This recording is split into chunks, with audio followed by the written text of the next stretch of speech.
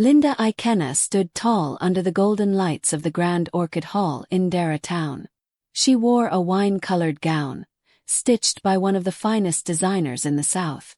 It cost more than a house in many neighborhoods, and she held a microphone that would soon shake everything.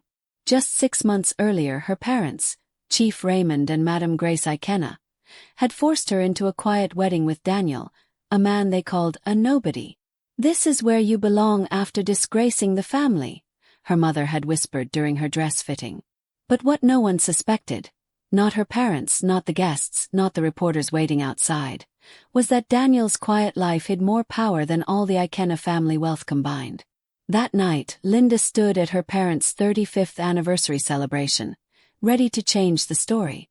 "Before I begin," she said into the microphone, her voice steady, "tell me, have you ever been torn down by the people who claimed to love you most?" The room held its breath. And so her story began. Linda grew up like royalty inside the Iicenna mansion in Kings Hill Estate, the wealthiest area in Dara town. Her father, Chief Raymond Iicenna, had taken a small family land office and turned it into Koratek Holdings, a major construction and property empire. Her mother, Madame Grace, controlled their public image like a skilled general, planning galas and charity balls that appeared on every cover of high society magazines. Their home sparkled with imported floors, chandeliers from Italy, and framed newspaper articles celebrating family success. By 7, Linda could play piano and violin. By 10, she spoke French and read business magazines. "Chin up, Linda," her mother would whisper during fundraisers. "We are Iicennas. We don't bend." Her younger sister, Ruth, 5 years behind her, watched her every move. She copied her clothes, her accent, her makeup. But behind their designer smiles, the two girls were not just sisters. They were quiet survivors of their mother's perfection game, loved only when flawless and punished when human. Everything about the Iicennas was planned for show. Madame Grace's closest friend, Auntie Caroline, served as her eyes and ears. A woman with sharp cheekbones and a sharper tongue, Caroline followed Linda at events, always watching. "The young man you were speaking to, his family sells floor tiles now?" she'd ask sweetly. "It's good to broaden your taste." Linda played her role well until she turned 30. She had studied at Mainland University and earned a finance degree from Western Horizon Business School. Her path back to the family company was already paved. But Linda wanted more, something of her own. "A fashion store," her father frowned, reading her proposal. "We build estates. We don't sell clothes." "It's high-end curation, Daddy," she said calmly. "There's a growing demand for African designers in central Ndera town. And I've done all the research." He sighed. "I'll fund it. But don't say I didn't warn you. Some lessons are expensive." With that, the test began. Linda opened her store, Atelier L, in the heart of Ndera's shopping district. Her partner, Ruthline Obi, handled the day-to-day while Linda worked on branding and customer relationships. Within weeks, influencers and editors filled the boutique, praising its fresh ideas and strong vision. But just 4 months later, disaster struck. Her accountant called one morning with a trembling voice. "Miss Linda, the accounts are empty. And we owe over 10 million naira to suppliers." Ruthline had disappeared. With the money, with the records, with everything. Newspapers had a field day. Iicenna daughter tricked in fashion scam. Madame Grace's friends at the country club whispered behind their glasses. Imagine, with all her schooling, and she couldn't see through a thief. At dinner, Chief Raymond slammed his fork down. "Did you not check this woman's background?" Linda tried to explain. But it was too late. The shame had already landed, and punishment was coming. Everything vanished in one blow. Her apartment, owned by Koratek, was reclaimed. Her luxury car was towed away, replaced with a tired blue sedan that rattled at every stop. Her credit card stopped working. Her name stopped opening doors. And she was moved into a spare room in the family mansion. "This will teach you responsibility," her mother said, walking past her door without knocking. At events, cousins were praised for small achievements, while Linda was used as an example of failure. "It's not about what you study," one uncle would say loudly. "It's about knowing your limits." Every job application ended the same: rejection. Some didn't even reply. Others politely said, "We are fully staffed." But she heard the truth. Her name was now a warning, not an advantage. Her wardrobe of silk and satin gathered dust. She wore what her mother gave her, appropriate clothes from forgotten drawers. The woman who once walked like a queen now moved like a ghost in her own house. 6 weeks passed. Linda, once the pride of the Iicenna family, became their quiet burden. During one dinner, her mother placed a hand gently on Chief Raymond's shoulder and said, "We can't let this continue. It's time to fix her life before it becomes more embarrassing." The next evening, Linda was called into the sitting room. Her parents sat side by side, and a stranger in a plain gray suit stood silently nearby. "Sit down," Chief Raymond said, voice cold. Madame Grace placed her hand on his like a stage actress delivering a planned line. "This can't continue, Linda. You've proven that you're not ready to handle freedom." Linda opened her mouth to protest, but her mother raised a hand. "We've found a solution. This man," she gestured, "is Daniel. He's from a respectable family. He's willing to marry you." Linda turned to the man, stunned. "This is a joke," she laughed. "You're arranging my marriage like a village punishment." "This is your second chance," her father said. "Take it, or leave this house with nothing." Linda ran to her sister Ruth's room, hoping for sense in the madness. Ruth sat cross-legged on her bed, already aware. "They've been planning this for weeks," Ruth said softly. "It's not about saving you. It's about saving the family's name." Linda paced the room, furious. "Who even is this Daniel? He wears second-hand suits and drives a car that looks older than me." Ruth hesitated. "He works as a financial consultant at a small firm. Dad's lawyer says he's stable. Mom says he's invisible enough to not ruin the family image further." 3 days later, Linda sat across from Daniel at a cheap restaurant near Market Road. He wore the same gray suit and smiled politely. After a quiet dinner, he invited her to see his flat. It was neat but dull, plain chairs, dusty books, no life. "This isn't marriage," Linda said, scanning his small apartment. "This is a prison." Daniel looked her in the eye and calmly said, "We're both here for practical reasons. I won't pretend." Still searching for escape, Linda reached out to her old flame from business school, Michael. They had dated for 3 years before he moved to the city for work. Now, hearing about her situation, he invited her to a quiet bar. "This is madness," Michael said after she explained everything. "You can't just let them marry you off like it's the 1950s. Linda felt hope rise. "Will you help me? Maybe pretend to be my fiancé. My parents liked you once." Michael paused, then stirred his drink slowly. "I care about you, Linda. And to be honest, the Iicenna name still carries weight. We both benefit if we reunite." The air changed. Linda's heart sank. It wasn't love. It was opportunity. He didn't see her as a partner, just a discounted deal from a fallen dynasty. That night, Linda walked home alone in heels that bit her feet. For the first time she saw the truth. Without her status, no one wanted her. Not even old lovers. The final blow came during her wedding dress fitting. Madame Grace had picked a plain ivory gown. Simple, shapeless, and safe. "The Parker boy is doing you a favor," she said coldly, adjusting the neckline. "Be thankful." Linda looked into the full-length mirror and didn't recognize the woman staring back. There was no sparkle, no pride. No trace of the girl who once ruled Ndera Town's social scene. On the wedding day, the sky was bright and clear, mocking her misery.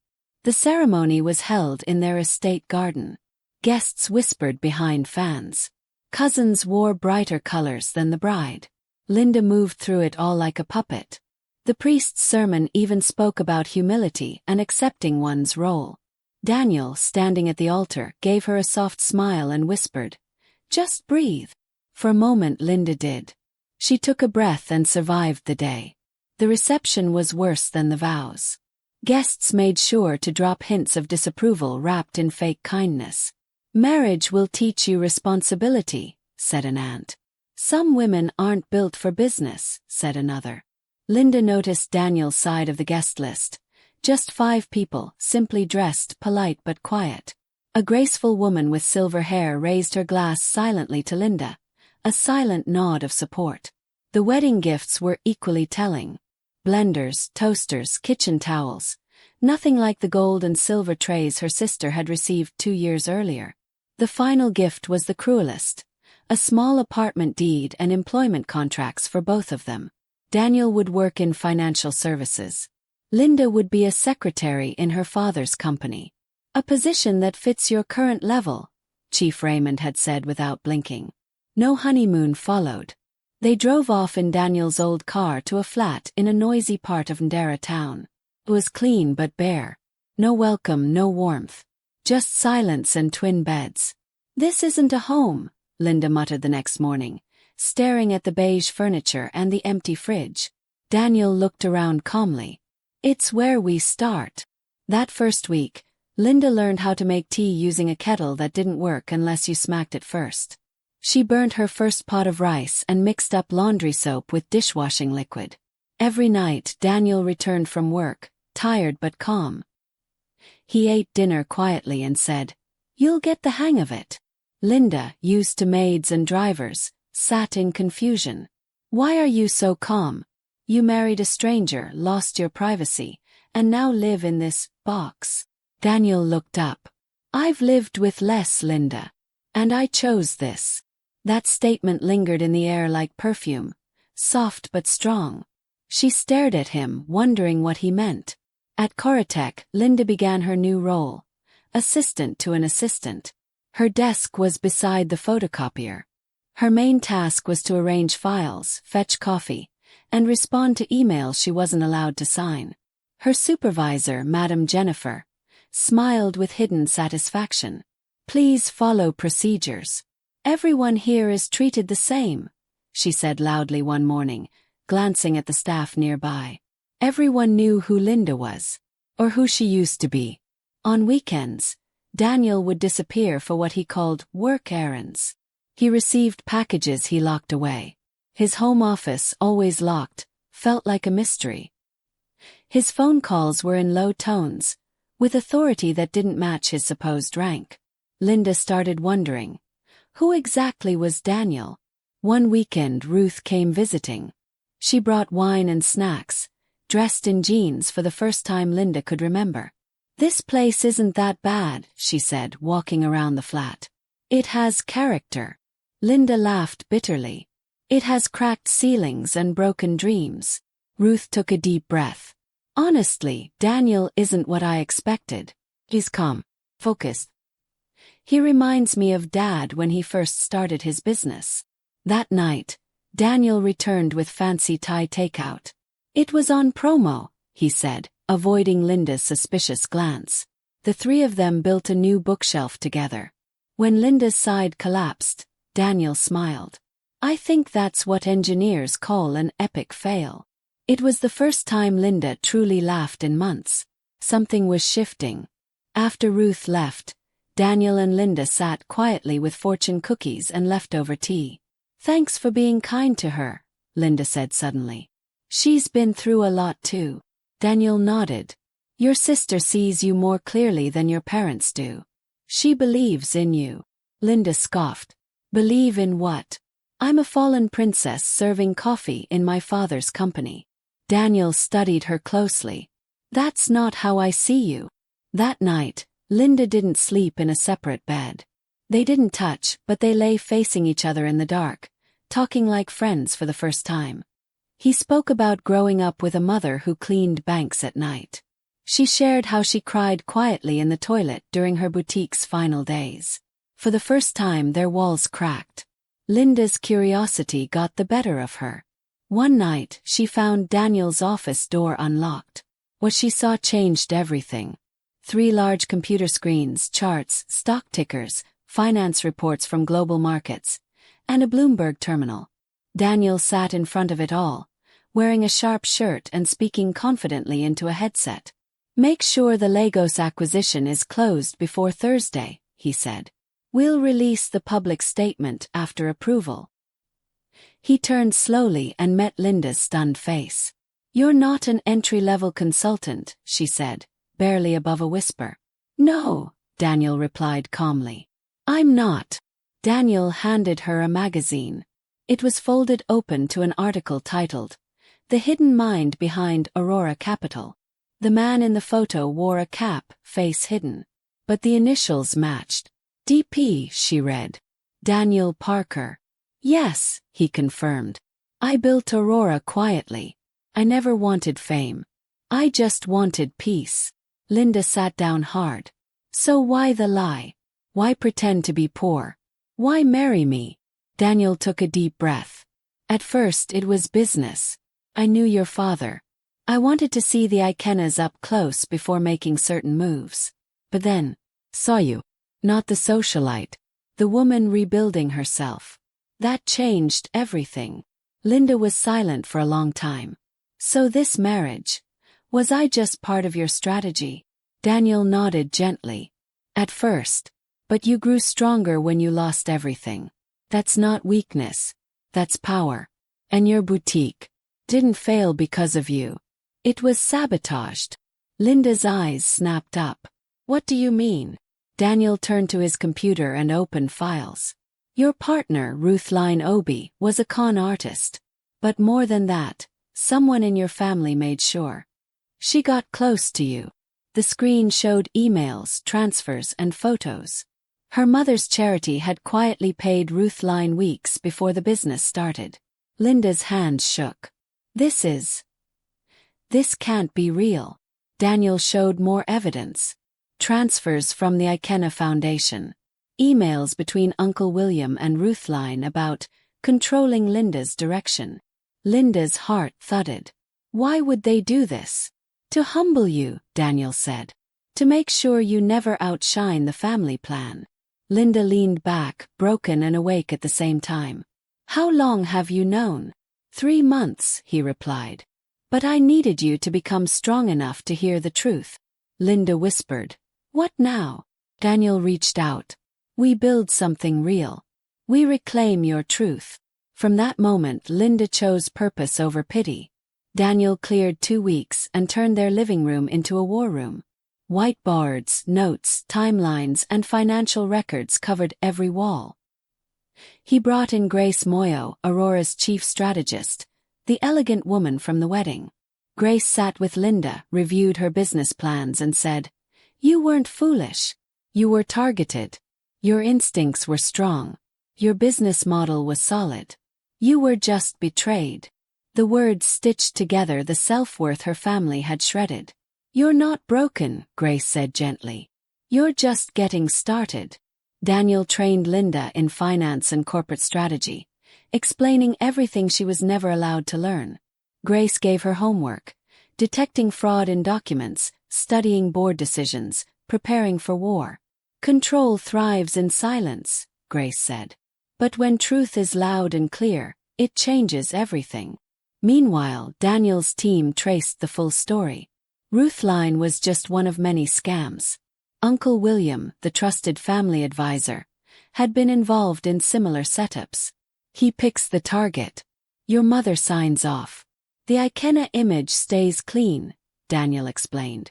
With every piece of proof, Linda's fire grew. She wasn't weak. She was rising. The deeper they dug, the clearer the betrayal became. Uncle William, long known as Chief Raymond's fixer, had orchestrated the entire collapse. He had introduced Ruthline to the Iicennas, provided fake background checks, and ensured Linda's fall was public. Grace tapped a folder gently. "Look here. Transfers from your mother's foundation to shell companies linked to Ruthline. Every step was planned to make your failure loud and humiliating." Linda sat frozen. "They could have just said no," she whispered. "They could have said, 'We don't believe in your dream.'" Grace gave a sad smile. "But then you'd still have your pride. They didn't want you silenced." They wanted you shattered. One morning, as Linda reviewed documents at their dining table, Daniel's phone rang. It was Madame Grace's assistant. Your parents are throwing a grand celebration. 35 years of marriage. They expect you both to attend. Black tie. Season's ballroom. 7 p.m. sharp. Linda hung up and turned to Daniel, a new gleam in her eyes. I believe we just received an invitation to our battlefield. Daniel smiled. Then we go fully armed. Plans were drawn. Aurora's legal team compiled evidence. Grace arranged for discreet media presence. Daniel secured the ballroom's audiovisual systems. This isn't revenge, Grace reminded Linda. It's revelation. Let the truth speak for itself. As preparations continued, Linda reached out to her sister Ruth. They met in a quiet cafe far from prying eyes. Ruth looked both tired and polished, a perfect Thompson child trying not to break.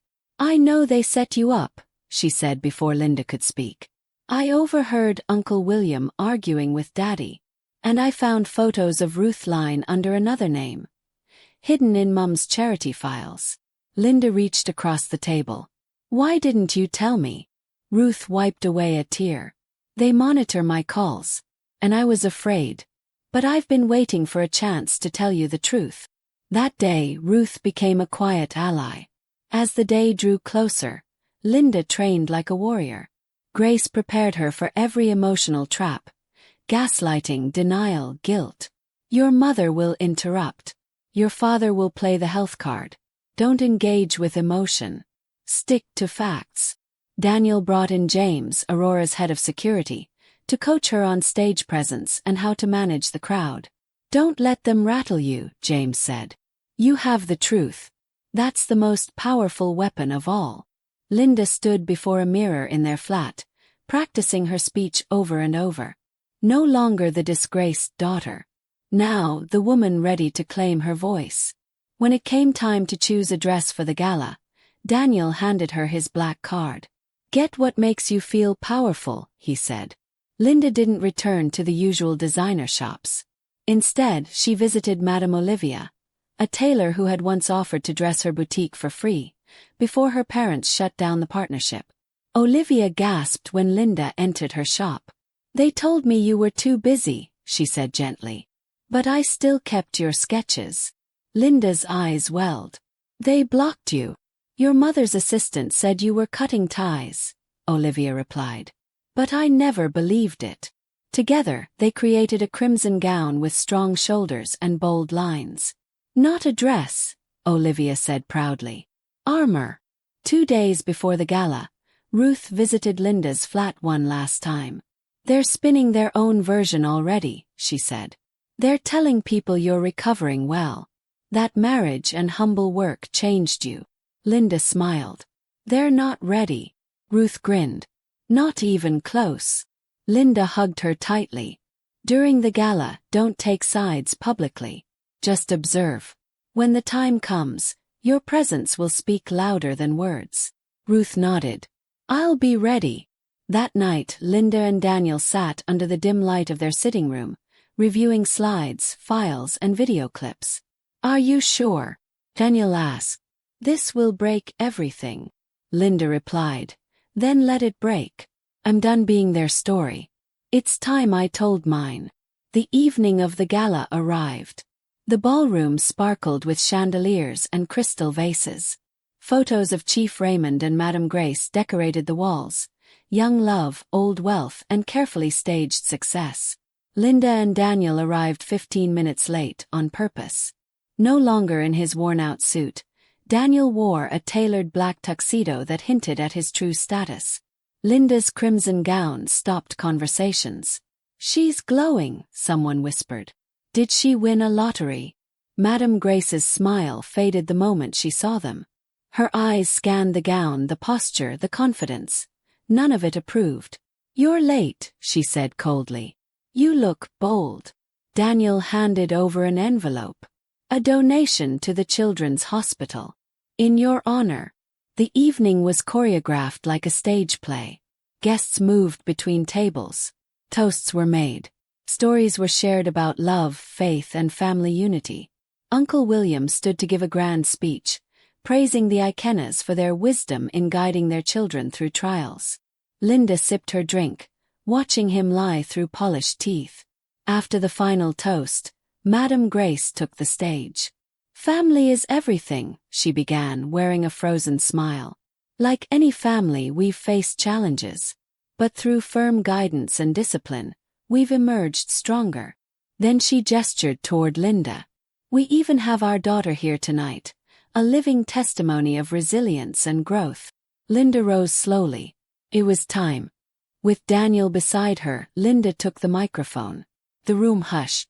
"Thank you, Mother, for that generous welcome," she said, voice steady. "And thank you all for being here tonight." The screen behind her lit up with her boutique's original business plan. "A year ago I started a dream. A fashion store supporting African designers. It was growing fast, until it collapsed." Murmurs. "I was told it was my fault. That I was reckless. That I embarrassed the family. But what if I told you it was never my failure?" She clicked to the next slide. Proof of transactions from her mother's foundation to shell companies owned by Ruth Lynn Obie. "What if I told you my parents orchestrated my downfall?" The room broke into whispers. Madame Grace stood, shaking her head. "This is madness." "Is it?" Linda replied calmly. "Then perhaps you can explain these emails between Uncle William and Ruth Lynn." More slides. Bank records. Voice notes. Emails. Daniel stepped forward. "Since you all trust my wife's family so much, let me reintroduce myself. I'm Daniel Parker, founder and CEO of Aurora Capital." Silence. Linda continued. "He married me under their terms. But he stood by me under mine." The final slide showed legal reports confirming Linda's boutique had a sound business model. "This isn't revenge," she said. "This is the truth. I was never broken. I was betrayed. And now I rise." As Linda finished speaking, the ballroom was silent, stunned, unsettled, and unsure of how to respond. Madame Grace tried to reach the stage, but James, the security chief from Aurora, blocked her path gently. Chief Raymond clutched the edge of his chair, red in the face but silent. Across the room, Ruth slowly stood and walked toward the front, not toward their parents but to Linda. She stood beside her sister, tall and unshaken. That simple act, choosing truth over family silence, was the final blow. The audience, filled with Ndera town's finest, could no longer pretend. The Iicenna image had cracked, and no amount of wealth could fix it. The media didn't wait. Phones were already buzzing. Bloggers posted photos of Linda's powerful stance, her red gown glowing under the spotlight, and Ruth standing like a pillar beside her. "Iicenna heiress exposes family betrayal," one headline read. "Crimson comeback," said another. By the time Linda and Daniel reached home that night, social media had already dubbed it the red dress revelation. Daniel pulled her close in their kitchen. "You did it," he whispered. Linda, shaking from adrenaline, replied, "No, we did it." And deep down she knew. This wasn't an ending. It was a beginning. The next morning, the Iicenna mansion was in chaos. Chief Raymond locked himself in his study. Madame Grace paced the halls, barking orders and calling old friends. Most didn't answer. Some issued polite excuses. Others requested that Madame Grace step away from their charity boards, for the time being. Uncle William tried to spin the story, but the evidence was overwhelming. Calls from regulatory bodies began pouring in. Aurora's legal team had made sure the right people saw the right files. The empire wasn't crumbling, but its walls were shaking. At her flat, Linda received a message from Ruth. "Mum's broken her favorite vase. Dad yelled for 20 minutes. Can we meet?" Linda replied immediately. "Come. We'll figure it out." Daniel and Linda met her at a quiet cafe tucked behind a flower market.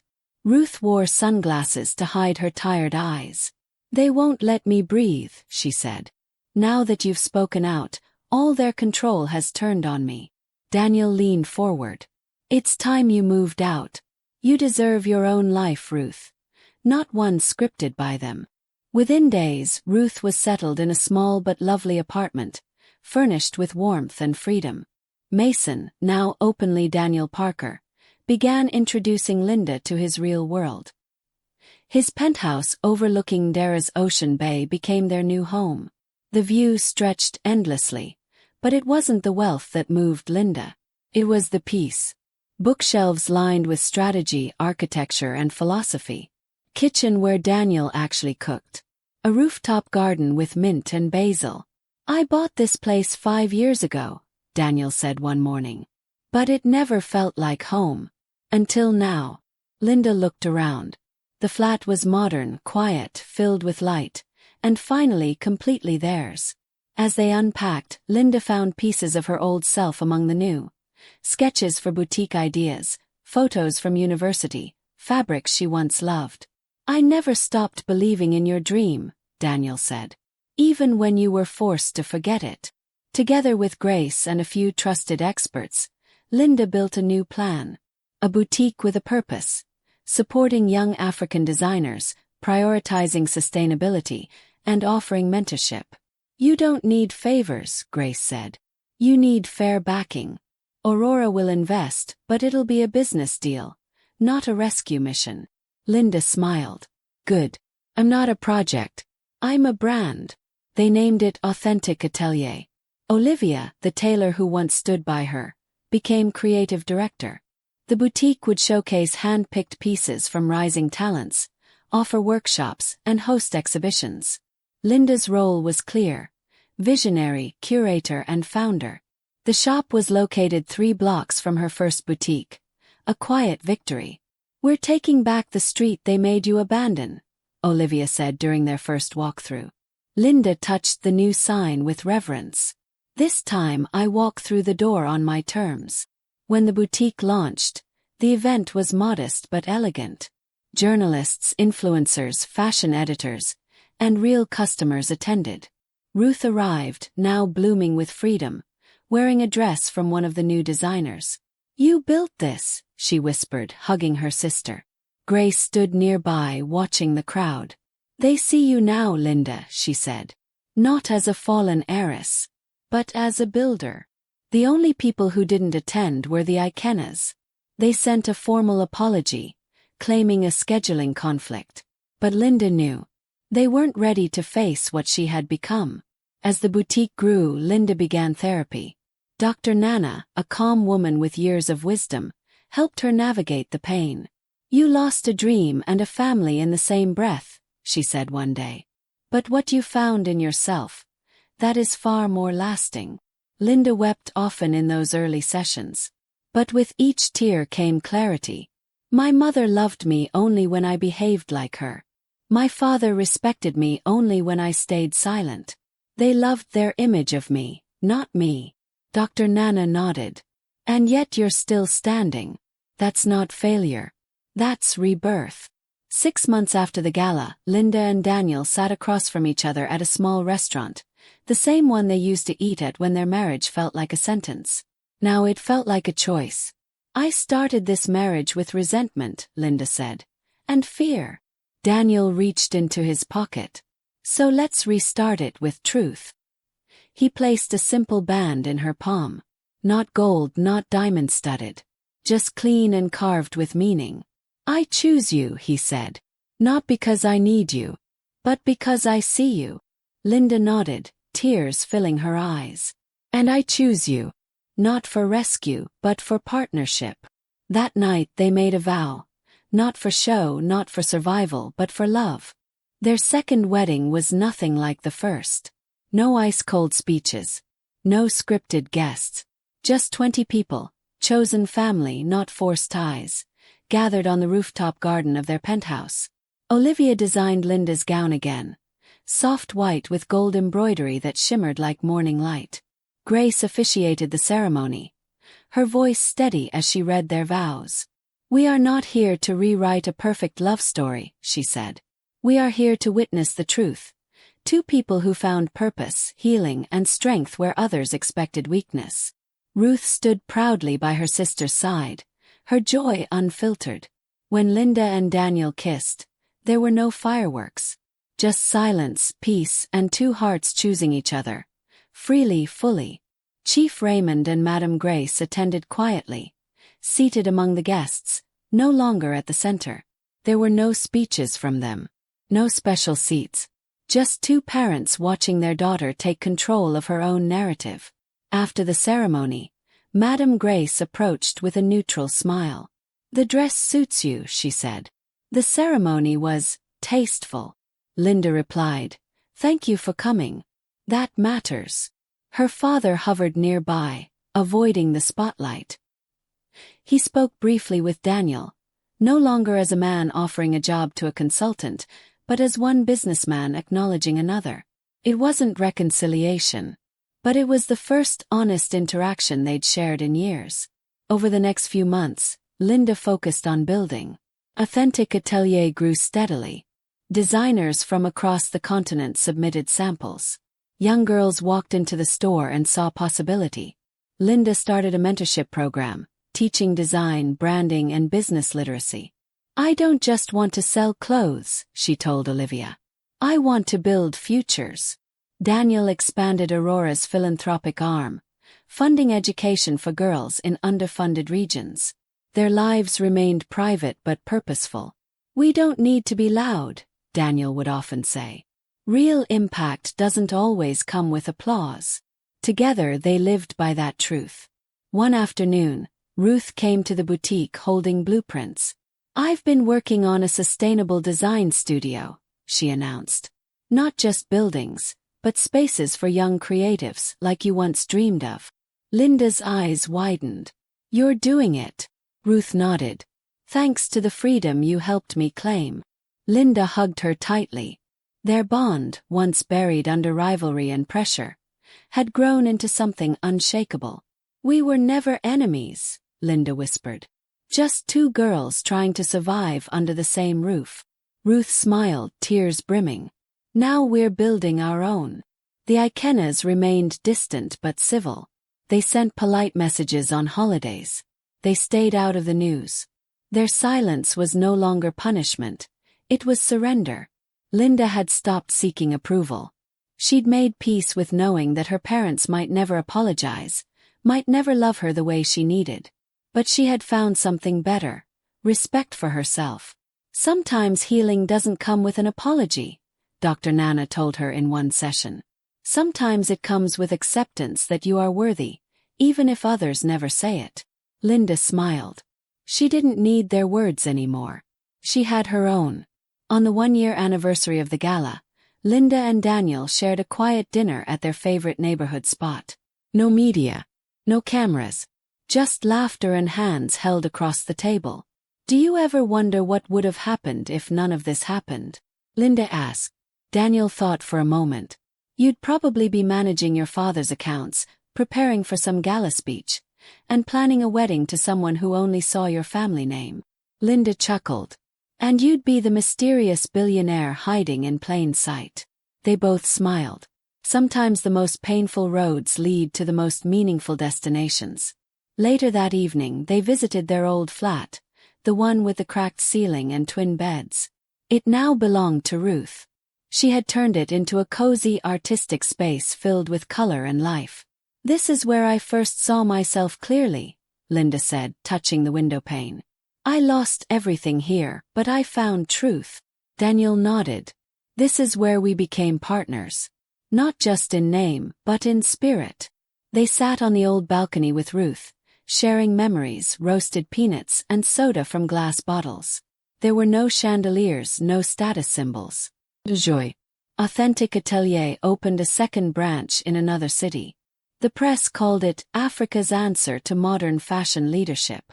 But Linda refused to forget where it started. Every success was built on what they once called failure. Every showroom was designed with a corner display titled, "The Lesson Room," a tribute to mistakes, betrayal, and rebirth.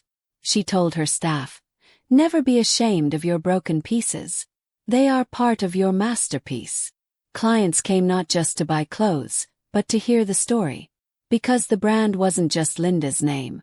It was a symbol of survival. One day, a young woman named Amina entered the boutique.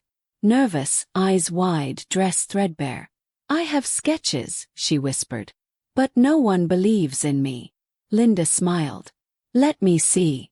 The drawings were rough, but the vision was clear. "You remind me of myself," Linda said. "Not the old me. The real me, the one they tried to bury." She handed Amina a form. "Welcome to the incubator program." That was how Linda knew she'd won. Not with headlines or handshakes, but by becoming the person she once needed. Quiet mentor. A hand in the dark. And so, the girl they tried to humble became a woman who lifted others.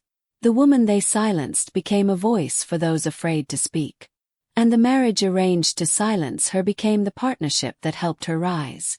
Linda Iicenna, once cast aside, now stood tall, not because she had money or status again, but because she had reclaimed her truth. "They thought breaking me would keep me quiet," she once said in a radio interview. "But it taught me that real strength comes when you stand alone, then build again." If you've ever been underestimated, may this story remind you. Sometimes the very place they bury you is where you learn how to grow.